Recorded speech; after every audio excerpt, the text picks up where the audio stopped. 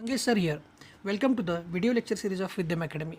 Friends, we are studying chapter number 1 in physics, rotational dynamics. Friends, we are going to study centripetal force and centrifugal force. For that, we will see one video.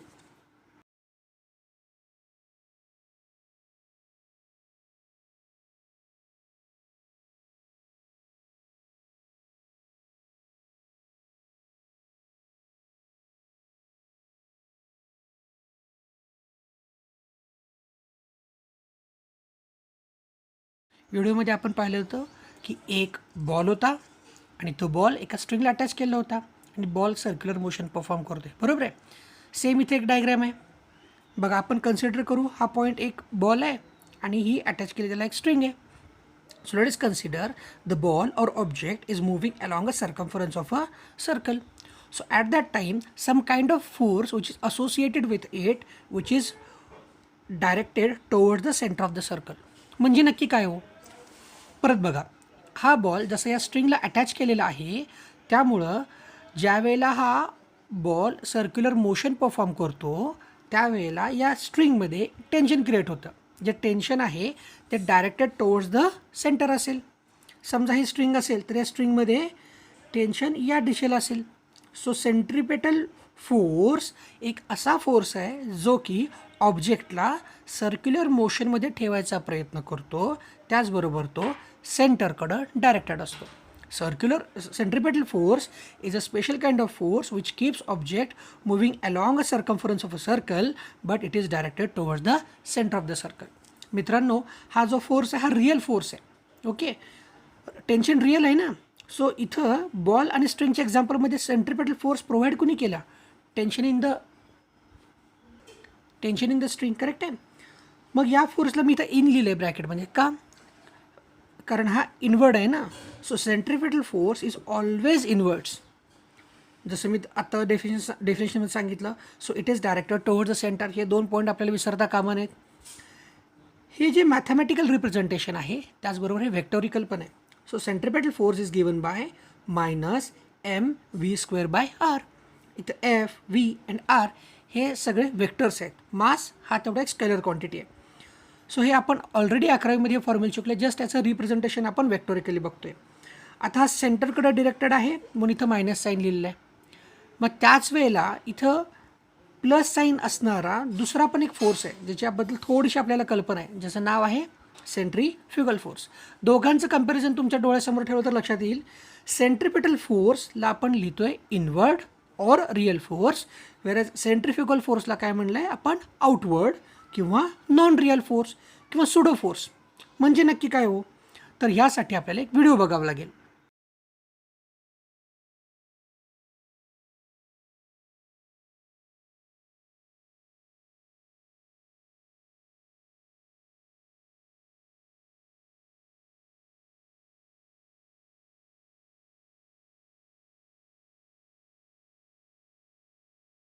पाहिलं, ही marble आहे आणि हे circle आहे आणि ही marble जी आहे या सर्कलच्या along move करते, बरोबर आहे. आणि ती जेव्हा सर्क्युलर मोशन परफॉर्म करते त्यावेळेला जर आपण या सर्क्युलर मोशनचे रिस्ट्रिक्शन उठवले, म्हणजेच काय केलं होतं आपण? हे जे सर्कल आहे ते बाजूला जर काढलं तर ही मार्बल फिरत फिरत अशी आली आणि बाहेर फेकली गेली. बाहेर का फेकली गेली बरं? खरं तर तिला सेंट्रिपेटल फोर्स काय करतं? कायम सेंट्रिपेटल फोर्स कायम ट्राय करतं आत ओढण्याचा. बट सेंट्रिपेटल फोर्सच्या अगेन्स्ट ॲक्ट होणारा एक जो फोर्स आहे ज्याला आपण सेंट्रिफ्युगल असं आत्ता आपण थोडाच वेळ पाहिलं.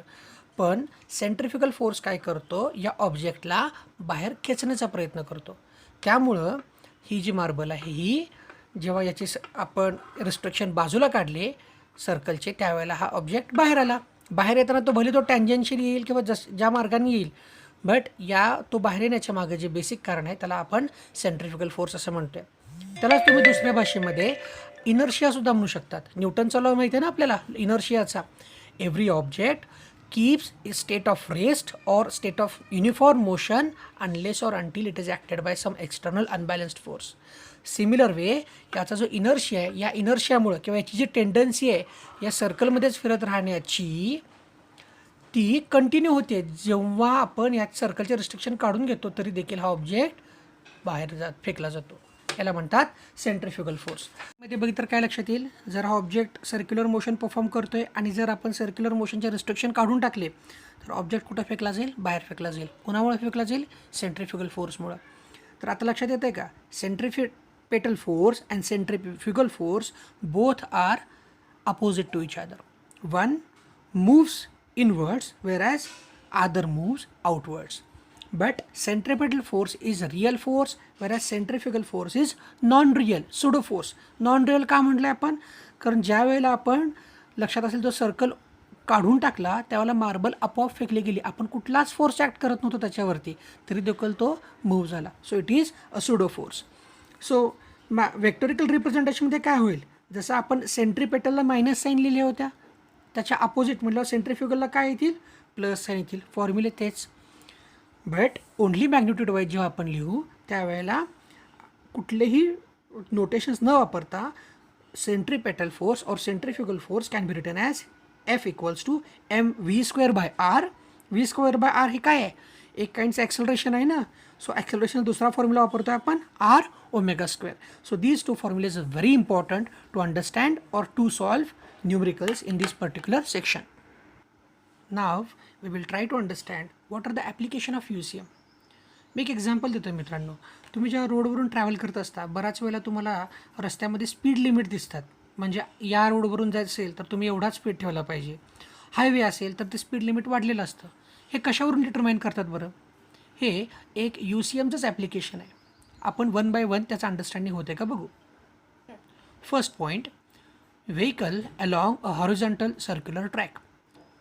फ्रेंड्स, यातलं कुठलंही ॲप्लिकेशन समजण्यासाठी एक दोन बेसिक गोष्टी आहेत ज्याचं अंडरस्टँडिंग तुम्हाला असलं पाहिजे.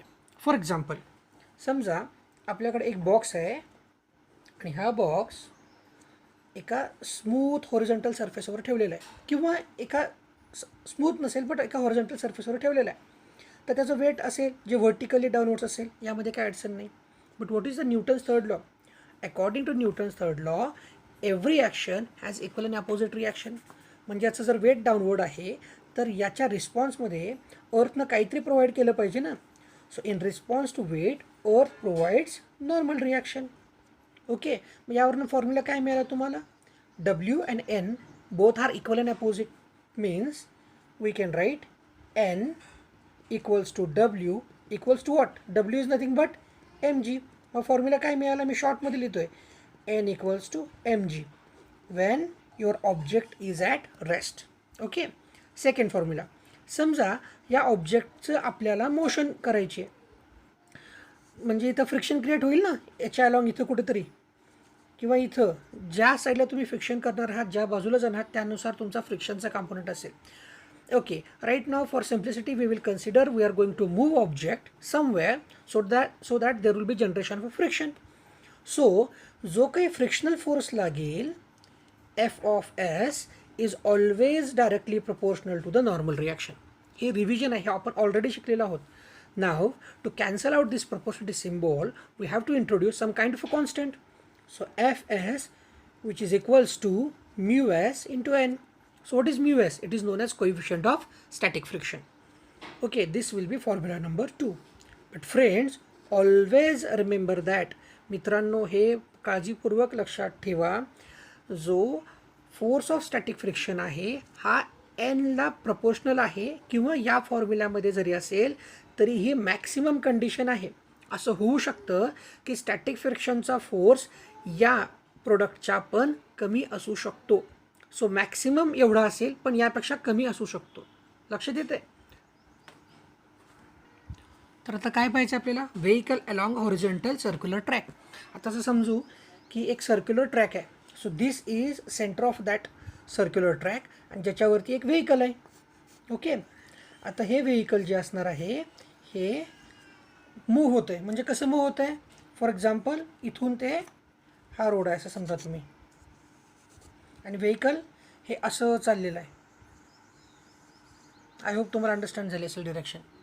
ओके, नाव जेव्हा कधीही तुम्हाला या टाईपचे न्यूमरिकल किंवा याचं अंडरस्टँडिंग करायचं असेल, कॉम्पोनंट समजणं खूप गरजेचं आहे. व्हेकल आहे ना, सो व्हेकलचं वेट काय असेल, weight is acting vertically downwards. So W is downward. So in respond we will get some kind of a normal reaction. ह्या दोन गोष्टी तर तुम्हाला काय आल्या, M G downwards, normal reaction upward. But आता आपल्याला समजून घ्यायचं आहे सेंट्रीपेटल फोर्स कसा जनरेट होतो.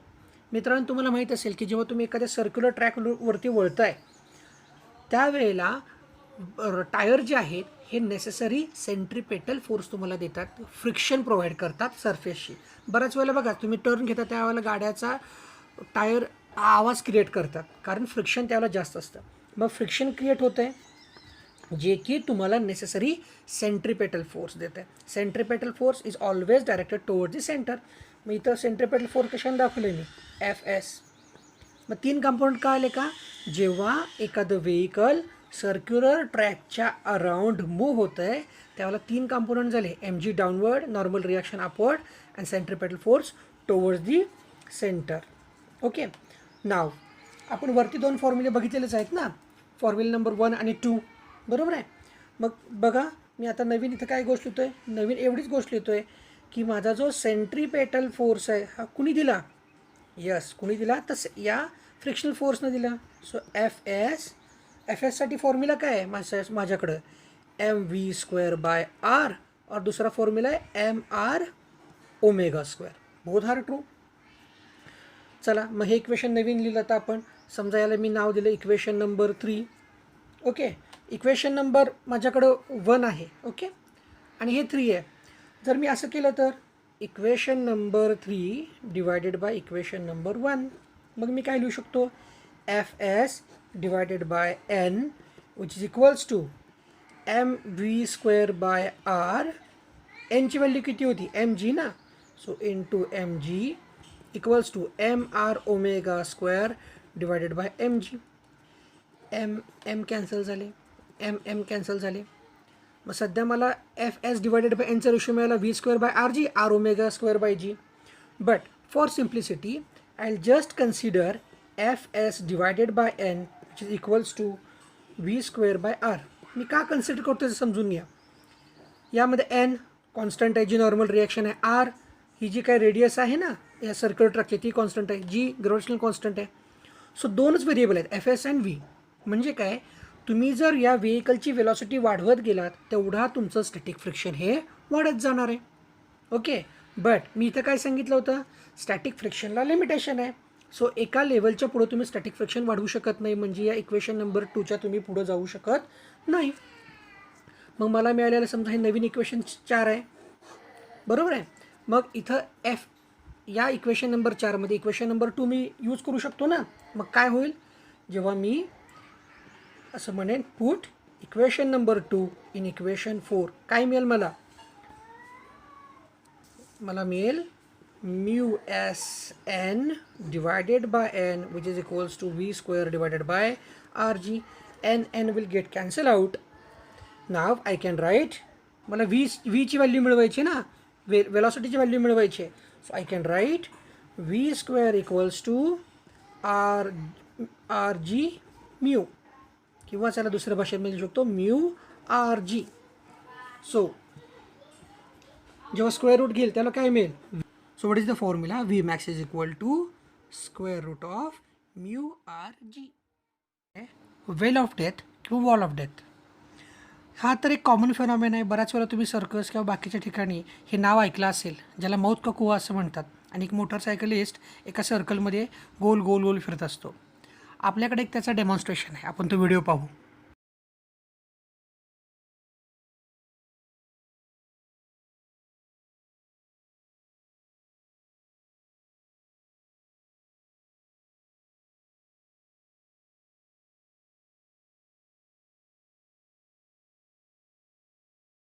We have seen in the video the object performs circular motion along a certain track. बरोबर आहे. जेव्हा ही डायग्रॅम आणि मगाचा व्हिडिओ जर आपण कम्पेअर केलं तर आपण असं म्हणू शकतो ना, ऑब्जेक्ट इथं ठेवलेला आहे आणि असा सर्क्युलर मोशन परफॉर्म करतो आहे. So basically what should happen, object of any weight of any object is always vertically downwards, so object must fall down, but in this particular case object never fall down. The answer lie between the resolution of vectors. Now for that we have to understand that a basic phenomena of normal reaction. इथं normal रिॲक्शनचं understanding होणं गरजेचं आहे. For example, हा box मी जर या certain सरफेसच्या वरती ठेवला असेल तर याचं वेट कुठं असणार आहे? व्हर्टिकली डाऊनवर्ड, जे आपण मगाशी म्हटलं. बट नॉर्मल रिॲक्शन ही पॉईंट ऑफ कॉन्टॅक्टपासून परपेंडिक्युलर जाते. मग ऑब्जेक्ट जर इथं ठेवला असेल तर ऑब्जेक्ट कशावरती रेस्ट करतो? या वॉलवरती ना. सो पॉईंट ऑफ कॉन्टॅक्टपासून आपल्याला निघणारा परपेंडिक्युलर नॉर्मल रिॲक्शन इनसाइड जाईल. So normal reaction will provide you necessary centripetal force. हे लक्षात येतं आहे का बघा. सो नॉर्मल रिॲक्शन आपल्याला काय करेल? नेसेसरी सेंट्रिपेटल फोर्स देईल. मग त्याचा फॉर्म्युला काय असेल? mr⍵² और mv²/r. ही गोष्ट काय आली का बघा. बरोबर आहे. मग आता दुसरं काय कॉम्पोनंट आहे? जसं एक नॉर्मल रिॲक्शन झालं, mg झालं, राहिलेलं कोण आहे? fs. fs is a static friction. Now static friction हे अपवर्डच कशावर आलं जरा समजून घेऊ. जसं नॉर्मल रिॲक्शन सेंट्रिपेटला फोर्स येतो आहे, वेट व्हर्टिकली डाऊनवर्ड्स आहे. सो वेटला बॅलन्स करणारं कोणतरी हवं ना, जो की आहे आपल्याला फोर्स ऑफ फ्रिक्शन. तो कुठं आहे? अपवर्ड. बट जसं आपण मगाशी पाहिलं होतं, fs जो मॅक्सिमम स्टॅटिक फ्रिक्शन आहे तो काय असतो? μs=n. हा मॅक्सिमम असतो, म्हणजे यापेक्षा मिनिमम हा असू शकतो. लक्षात येत आहे का? हा जर मिनिमम असेल तर हीच कंडिशन कशी लिहू शकतो मी इथं लिहिली आहे. fs which is less than equal to μsn.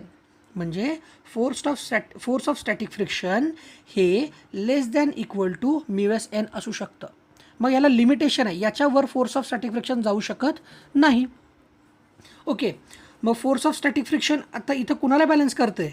इथं आपल्याला force of static friction balance करताना दिसतं आहे. Force of static friction balance करतं वेटला ना. बरोबर आहे.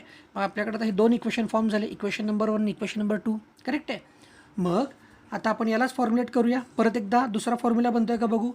जो हा फॉर्म्युला आहे ना स्टॅटिक फ्रिक्शनचं लिमिटेशन, ती मी तर समोर लिहिलं आहे. बट fsची व्हॅल्यू काय आहे?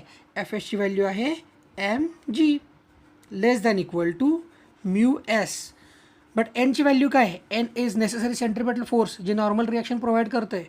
तर मग इथं ही व्हॅल्यू लिहितो आहे मी mv²/r. ओके. मग आता काय होईल? m दोन्ही साईडचे कॅन्सल होतील का? बरोबर आहे. मग व्हॅल्यू काय मिळेल मला? व्हॅल्यू मिळेल g less than equal to μs v²/r. मला काय बनवायचं आहे? मला वेलॉसिटीसाठी इक्वेशन बनवायचं आहे. ओके.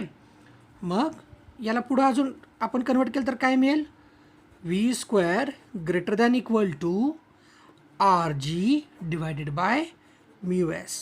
मी साईन चेंज करतो आहे. बेसिकली साईन चेंज करतो आहे म्हणजे काय की या व्हॅल्यूज बघा, हे आर इकडे शिफ्ट होतील, μs डिनॉमिनेटरला जातील. तेच फक्त मी वेगळ्या भाषेत लिहिलं आहे. लक्षात येतं आहे? तुम्ही करून बघा एकदा. स्टेप अतिशय सोपी ही पण.